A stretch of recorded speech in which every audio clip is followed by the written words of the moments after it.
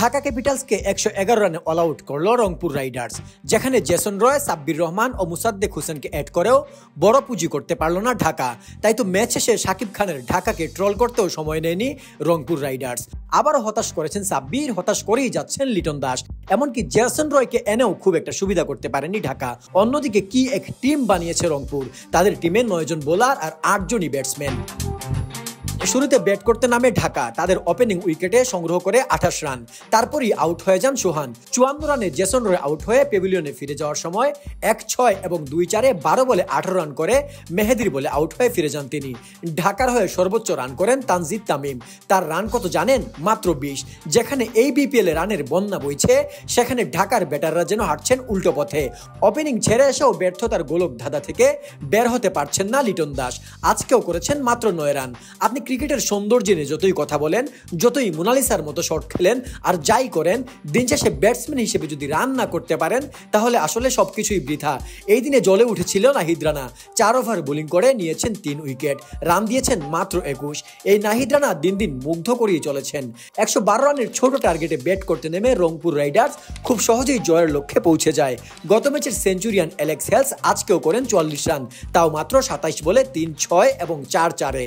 তার সাথে পাকিস্তানের ক্রিকেটার খুশদিল করেন 27 রান, 13 বলে 4টি 4 এবং 1টি 6-এর মাধ্যমে এই রান করেন তিনি, যার ফলে খুব সহজেই জয়ের বন্দরে পৌঁছে যায় রংপুর। ম্যাচ জয়ের পর শাকিব খানের ঢাকা ক্যাপিটালসকে খোঁচা মারতেও সময় লাগেনি রংপুর রাইডার্সের অ্যাডমিনের। সাকিবের তুফান সিনেমার আদলে পোস্টার বানিয়ে ক্যাপশনে সাকিবের আরেক সিনেমার নাম দরদকে নিয়ে মজা করে লিখেন, বড্ড দরদ লাগছে।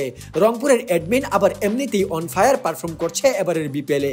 গতদিনেও সিলেটকে হারিয়ে টিপেক দিয়ে চা বানিয়ে প্রায় গিলেই ফেলার মতো একটি মিম বানিয়ে ফেলেছিল রংপুর।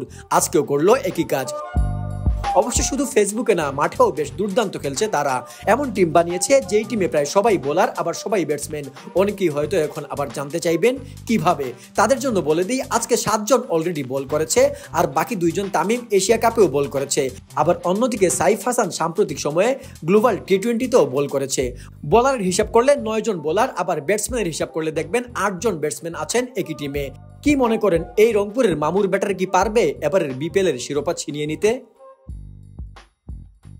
ঢাকা ক্যাপিটালসকে 111 রানে অল আউট করল রংপুর রাইডার্স, যেখানে জেসন রয়, সাব্বির রহমান ও মুসাদ্দেক হোসেনকে অ্যাড করেও বড় পুঁজি করতে পারল না ঢাকা। তাই তো ম্যাচ শেষে শাকিব খানের ঢাকাকে ট্রল করতেও সময় নেয়নি রংপুর রাইডার্স। আবারও হতাশ করেছেন সাব্বির, হতাশ করেই যাচ্ছেন লিটন দাস। এমনকি জেসন রয়কে এনেও খুব একটা সুবিধা করতে পারেনি ঢাকা। অন্যদিকে কি এক টিম বানিয়েছে রংপুর, তাদের টিমে 9 জন বোলার আর 8 জনই ব্যাটসম্যান।